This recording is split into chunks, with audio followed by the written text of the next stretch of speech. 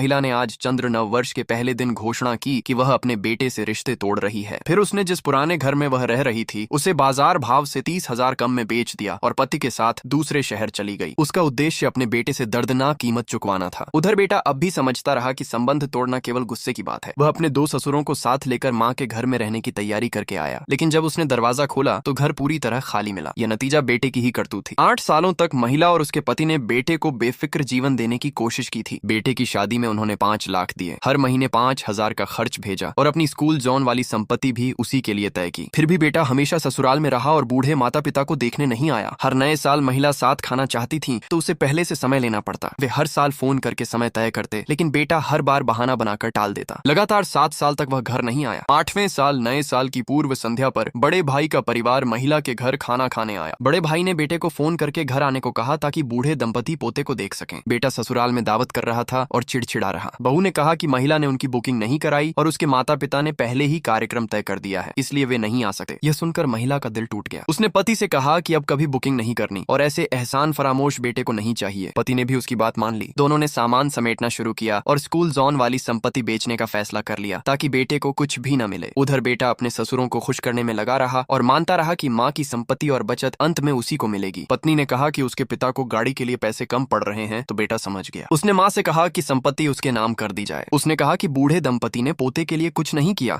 इसलिए 50,000 का लाल लिफाफा देना चाहिए। पोते ने भी कहा कि 50,000 नहीं मिले तो वह मिलने नहीं आएगा। बूढ़े दंपति बोले कि पैसा हवा से नहीं आता और पति ने फोन काट दिया। बेटे ने परवाह नहीं की और पिता की सीमा वाली सुविधा से अपने ससुर के लिए नई ऊर्जा वाली गाड़ी खरीद दी। उसने कहा कि बूढ़े दंपति की पेंशन बहुत है और बहू ने कहा कि यह सब उनका हक है। बहू ने कहा कि आगे चलकर उसके माता पिता महिला के साथ ही रहेंगे। बहस में बुजुर्ग पति इतना आहत हुआ कि उसने खून की उल्टी कर दी। बेटा फिर भी नहीं पसीजा और कहता रहा कि अस्पताल पर पैसा मत खर्च करो और वह देखभाल के लिए नहीं आएगा। महिला ने फोन काटा और पति को अस्पताल ले गई। डॉक्टर ने कहा कि छोटे ऑपरेशन के लिए बेहोशी होगी और मजबूत बेटे की मदद चाहिए। महिला जानती थी कि उसका बेटा भरोसे के लायक नहीं है। उन्होंने कभी एक शिष्य की मदद की थी जो अब तकनीकी कंपनी का अध्यक्ष बन चुका था। महिला ने शिष्य को फोन किया और शिष्य तुरंत अस्पताल पहुंचा। शिष्य ने कहा कि महिला आराम करे और वह सब संभाल लेगा। महिला भावुक हो गई और संपत्ति बेचने चली गई। एजेंसी के एक कर्मचारी ने उसी समय 8 मिलियन देने की पेशकश कर दी। ठीक उसी समय बेटे का फिर फोन आया। बेटे ने कहा कि एक परियोजना में लाभ के लिए 1 मिलियन चाहिए और वह माँ से 1 मिलियन लेना चाहता है, साथ ही दोनों ससुरों के लिए कमरा भी चाहता है। महिला ने कहा कि अब वह उसे बेटा नहीं मानती और घर का सपना भूल जाए। फिर फोन काट दिया। उसने अनुबंध पर हस्ताक्षर कर दिए और खरीदार से कहा कि घर का सारा सामान बाहर निकलवा दिया जाए